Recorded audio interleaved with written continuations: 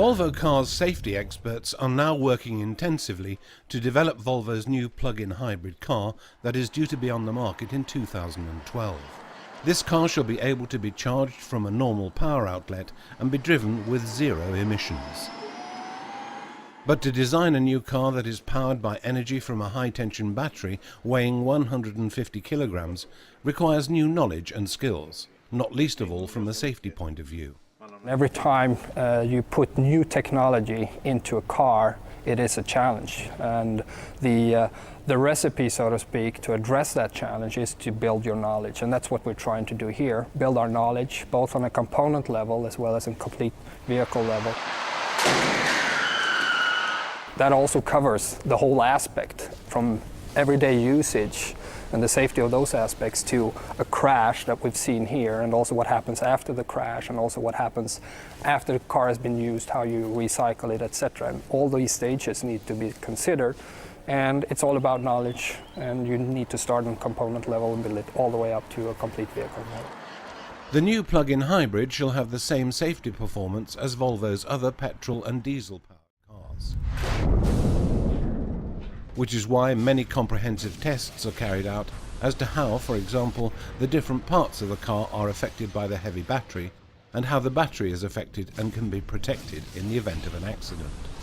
Carrying out full-scale tests in this way to see how the battery is affected during a collision is unique, and for the experts it is in fact just as exciting every time, seeing whether or not their theories hold up in practice. Tests like this verifies that our thoughts and what we're doing, that we are on the right track, so to speak. Despite the fact that this is environmentally adapted future technology, there are of course certain challenges using a powerful high-tension battery in it, something that the experts are naturally fully aware of. Our ambition here at Volvo, whenever we put a new technology into our cars, is that, well, we know we have to create the knowledge, we need to do our research, and then we design around that knowledge. So, again, I think also for the consumers that have worries, so to speak, it's better to look at it from an objective perspective, look at what the debate and what the experts are looking at and what we're doing. And our ambition with these kind of technology in a Volvo car is, of course, to make this kind of car as safe as any other Volvo car, to make it Volvo safe. It's summertime, and more people than ever are going to be touring the United States. Getting around by car in a strange city can be confusing and stressful, but there is an alternative that's good for your mental health and good for the environment: tour buses. While you're riding in comfort and enjoying the sights from a tour bus, you're helping to keep the skies clear of pollutants by not driving your car, especially here in LA. Each bus with tourists aboard removes approximately 25 cars from the road, cars that would add to congestion and pollution. 1993 promises to be a record year for tourism in America. You can take in the Big Apple by bus, and you can see all the sights in the nation's capital the same way. Ease into the Big Easy, New Orleans, by bus. In San Francisco, you can get across the Golden Gate and beyond on a bus tour. Thousands of people enjoy seeing natural wonders and special points of interest by bus. In Los Angeles, one of the main attractions is touring the stars. The stars' homes, to be exact. We're going to head towards George Burns, one of my favorites. Fred Schwartz is the owner of Casablanca Tours. And we're going into George's driveway. Watch out, here comes George, he's running after us. Georgie baby. I love this guy, he's nice. There's the gardener, there's George's gardener. Los Angeles is a major destination for tourists from around the world. In a typical year, over 30 million people visit the city. And there are more than 40 tour companies to choose from. One of the biggest companies in Los Angeles is Starline Tours, which carries around 2 million people a year. Starline runs 14 tours a day. The vice president of Starline Tours is Fred Sapir. That they come from Chicago, New York, Florida, those areas, all over the United States, and they come to see their friends in Los Angeles. Well, when they get to Los Angeles and they're with their friends and they're working, so friends, they bring them over here and we take them on the tours and they go to work, and then at the end of the day they come and pick them up.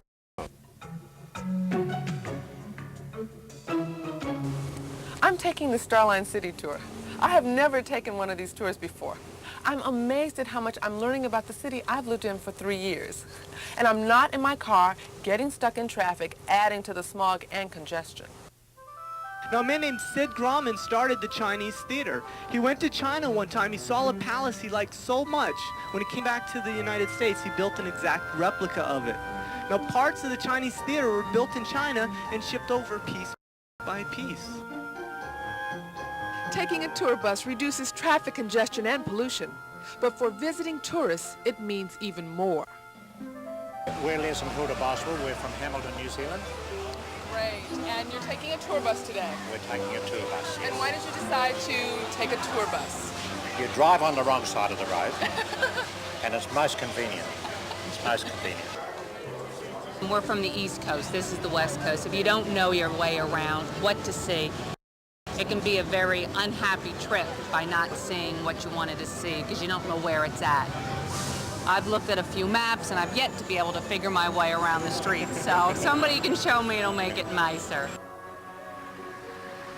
You might be thinking, okay, there are a lot of tours, but they all go to the same places. Think again. Mr. Swanson, my name's Matthew. Take one of these, a copy of Marilyn Monroe's death certificate, and maps to 2 cemeteries, Hollywood and Westwood Cemetery. Walk to the east side of the Chinese Theater and you'll find Graveline Tours, one of the most offbeat tours in Hollywood.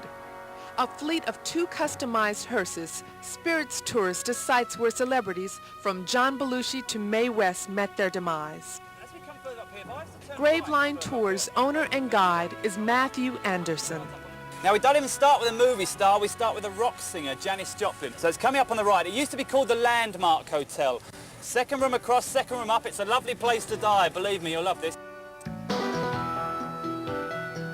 If you're touring Hollywood history with a friend or vacationing with the kids, get out of the car and into a tour bus.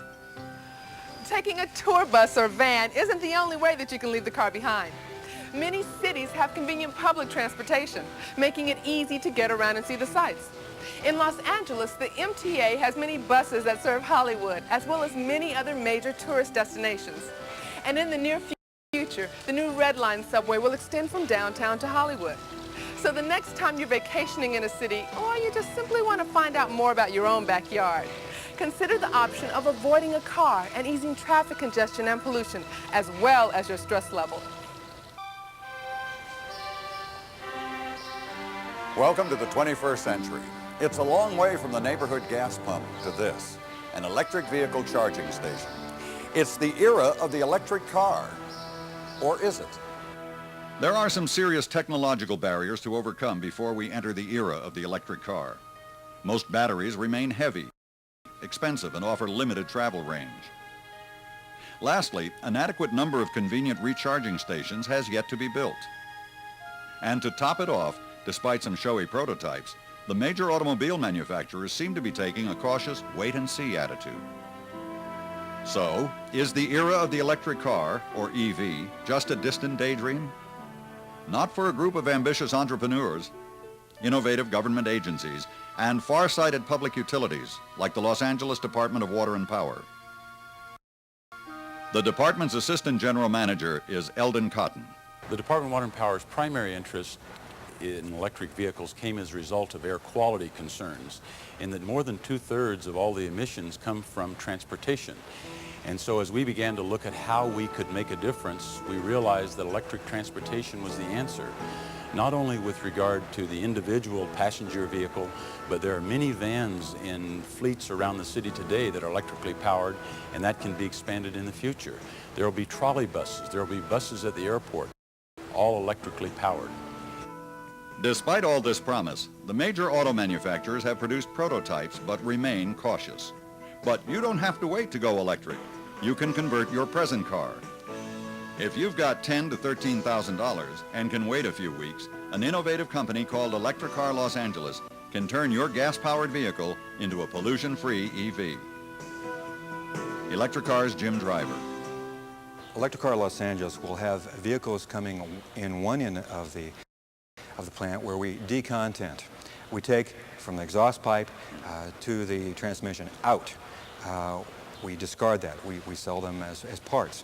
Then we put electric motors in and the power packs. We can produce 10 vehicles a day. That's our planning potential. Many see the development of electric vehicles as a means to transfer the expertise of America's ailing defense companies into a new job-producing high-tech transportation industry, especially in Southern California. Here, in a building once used by the Lockheed Corporation, an economic revolution just might be in the making. It's called CalSTART. CalSTART's president is Mike Gage. CalSTART is a consortium of organizations, business, utilities, aerospace industry, and governments that have come together, over 60 different entities that have come together to try to create an advanced transportation industry in California, looking at electric vehicles and other clean fuel vehicles. CalSTART's prototype electric car took 18 months and $2 million to develop. From its battery power to its electronic navigation system, the CalSTART car is seen by many as an image of America's transportation future. California, because of its air pollution problems, has set a standard that requires that 2% of all vehicles offered for sale in 1998 have to be zero-emission vehicles or electric cars. That's 40,000 vehicles in 1998 in California. By the year 2003, that's 200,000 in California alone. And looking at the 40% of the rest of the nation's population that have also adopted this California standard, that's going to be more than 300,000 vehicles by the year 2003. Important technological hurdles remain, but at places like the Los Angeles Department of Water and Power, preparations for the electric car and EV era are already underway. The creation of an infrastructure to support electric vehicles is a big job, and in fact that has been our primary focus. We are making sure that there are charging stations throughout the city, 60 by the end of this year, 140 across the entire state with the cooperation of other electric utilities. We're making sure that batteries can be exchanged and reprocessed in an environmentally safe fashion. We're making sure that there are training programs being put in place so that technicians will be well skilled at working on electric vehicles. Infrastructure is the key, but we have made a pledge that Los Angeles, Southern California, and the state will be EV ready. Electric cars like this are already here, and there will be a lot more of them as we move into the 21st century. With electric cars in our future, we can look forward to a clean air tomorrow.